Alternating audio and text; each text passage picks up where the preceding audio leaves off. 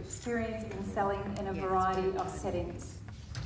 Troy is a dual citizen of America and Australia and has worked in numerous corporate, academic, government and not-for-profit environments, working alongside senior executives, CEOs, managing directors, right through to early career professionals and young adults. He's spoken in more than 50 countries. He's a polished presenter and professional speaker who happens to have a PhD versus someone with a PhD trying to speak. Please make him welcome, Dr. Troy.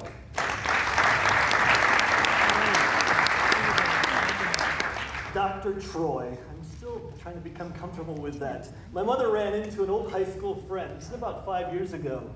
A person she hadn't seen and I hadn't seen for a long time. And so they were talking, they were catching up. And he said, wow, so what's Troy doing? She said, well, he lives in Australia now, and he's a doctor, but not the kind that helps people. Leave it to parents to keep you humble. So I don't have much time, obviously. I just want to me, this is about reminding. Whenever you're talking to adults, you know, we're not really trying to instruct them. We're trying to remind them, make them make some connections of information they already knew. And that's what my hope is today with you. I am every day trying to prove my mother wrong, so even though she says I don't help people, my aim is to help disrupt the status quo and transform beliefs into behaviors. So, are you okay with that? Yeah. All right. I want to just set a little bit of a frame. 1991, August. I know I don't look like I could have been around in 1991, but I was.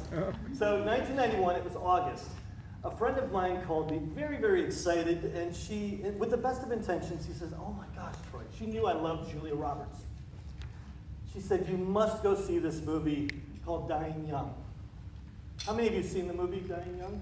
Okay. She said, you'll love it. I said, okay. So I went to the movie, and I gotta be honest, I hated it. I hated it, why? Because I wasn't in a very good emotional state. I had a sister, 29 years old, who was battling liposarcoma cancer. So watching Dying Young probably wasn't the best thing for me to do at that time.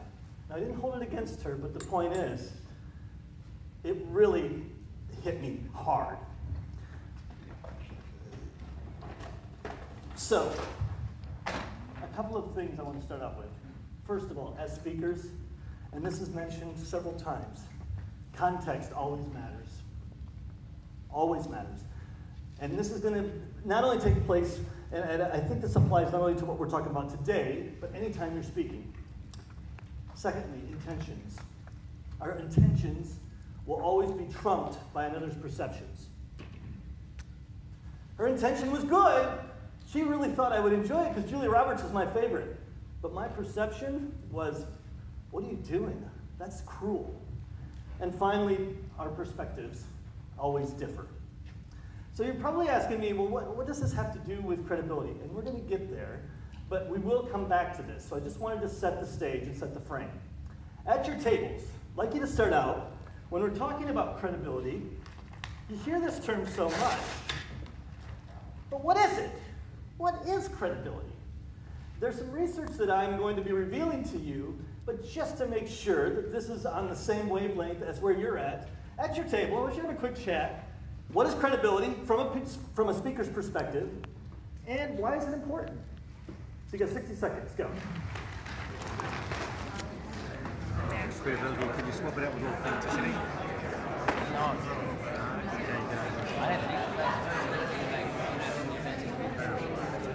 No.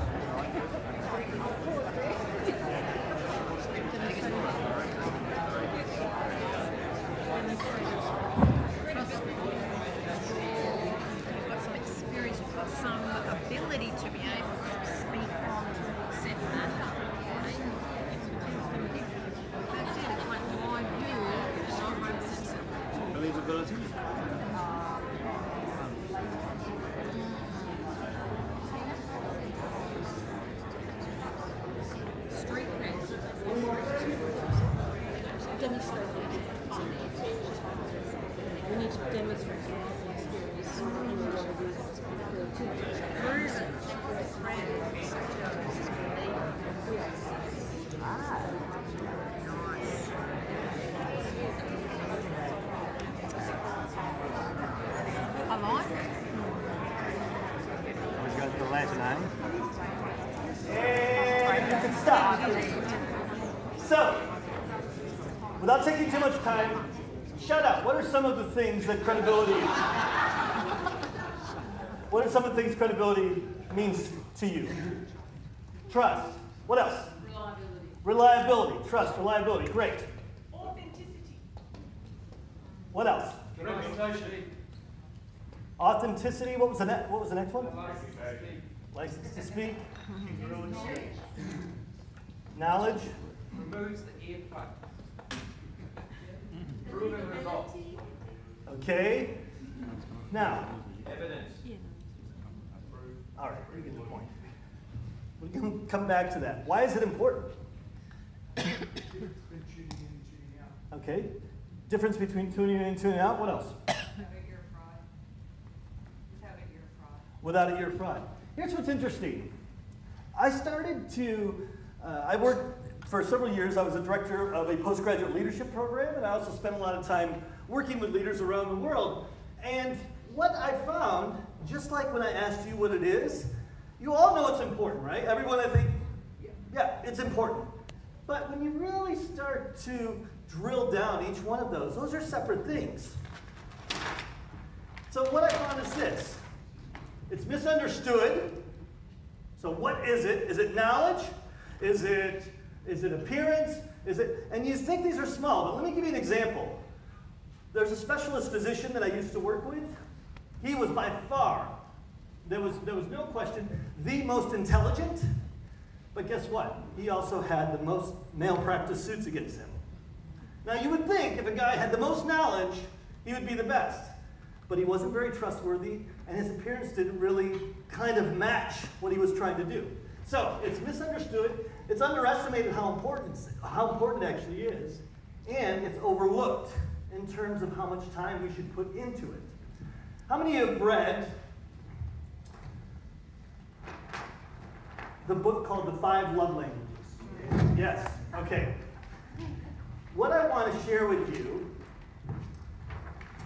kind of goes in alignment. This wasn't quite as smooth as I was hoping. With the 5 love languages. The notion of the 5 love languages is this. I may express a way of loving you, but that's not the way you like to feel loved, right? So basically, now help me out here, acts of service, right? What else? Words of affirmation. Time spent, words of affirmation. What else? Gifts and physical touch, right? So I give you a gift, and that's great, right? I probably shouldn't say I give you a gift. I give my partner a gift. But if she wants time spent, then I'm not really on the same wavelength, right? So here's what I found when I was asking all of these different leaders about credibility. What they said is that the way that we come across, they determine it, first of all. They determine what credibility is. So make no mistake, we can influence it, but they determine it. So they determine whether you have credibility. The people we're speaking to are the ones that are deciding whether we're credible or not. And the lenses vary, just like we talked about. I asked someone, what do you think credibility is? Well, it's about trustworthiness. I can't argue with that. What do you think credibility is? It's about knowledge. It's got to be smart. What do you think credibility is? Well, I know that they have to look good. They have to have good posture. And these are simple, but the point is, much like the love languages, if we don't get it right, if we're only focused on one of those pillars, guess what? What happens to our credibility? It goes down, or it's at least not optimized. So, I developed, or I shouldn't say, it didn't just come kind of all of a sudden show up. But what I started to find was there were patterns, right? You start asking people, well, what does credibility mean to you? And just like when I asked you, there were different responses. So I found that there were actually 5 pillars of credibility that came up. First one, what do you think T stands for? Actually close, but a subtle difference. It's not about trust, it's about being trustworthy, right? So if you think about, there is a Nora O'Neill, she's a Harvard professor. She said, we can't control whether we want other people, we can want them to trust us, but we can't control whether they trust us. All we can do is try to be worthy of their trust. You got it? So it's about being trustworthy. And each one of these, of course, they're linked to each other. Trust could be about being reliable, competent, being honest, being ethical. But the point is, we need to really put the energy into how are we displaying that we're trustworthy. By the way, when I got into the airport, has anyone else ever done this? Just sitting there, and all of a sudden I had to go to the toilet, and you just ask someone, a random stranger, hey, can you watch my bag? Do you do that? Why do we trust some people and not others? Okay, the R, what do you think the R might stand for? Could be a number of those things.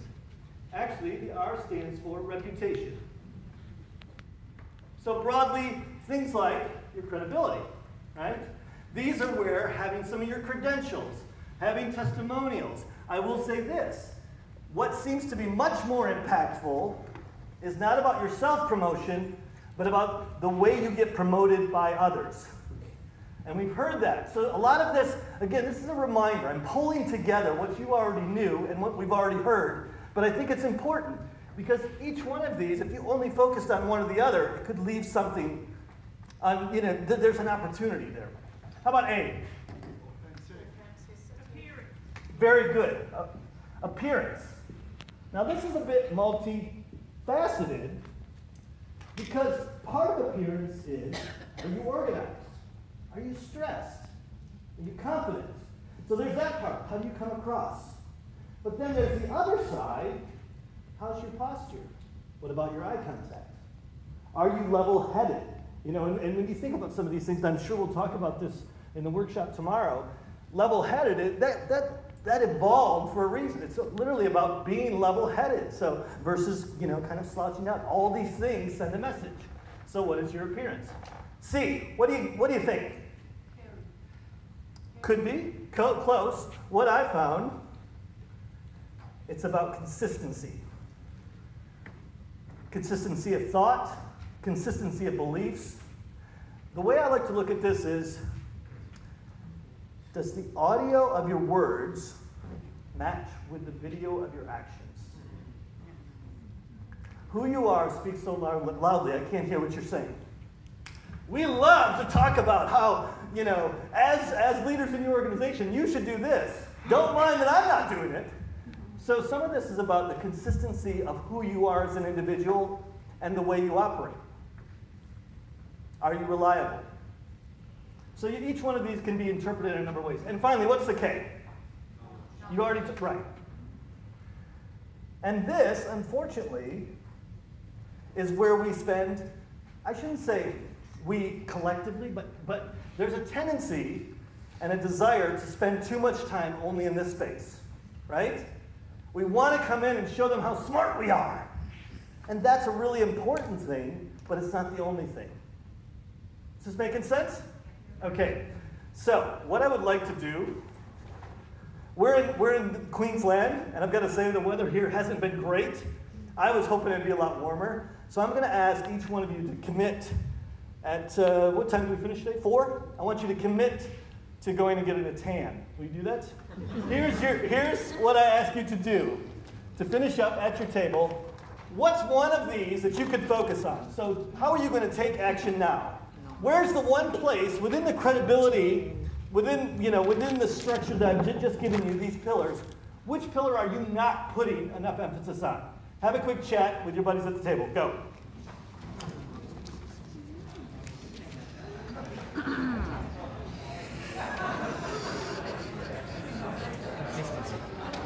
Yeah, I was going to say the same. Yeah, I was going to say the same. Well, we could take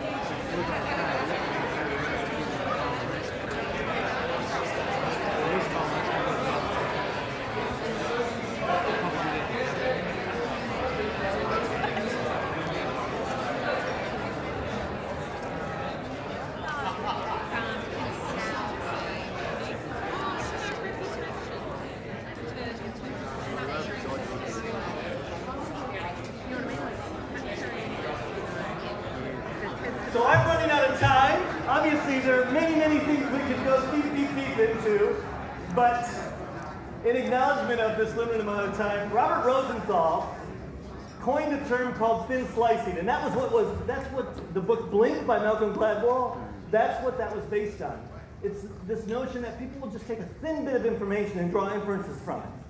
So the question you have to ask yourself is, if people are just taking a thin slice of each one of those, is that giving an accurate representation of who you are?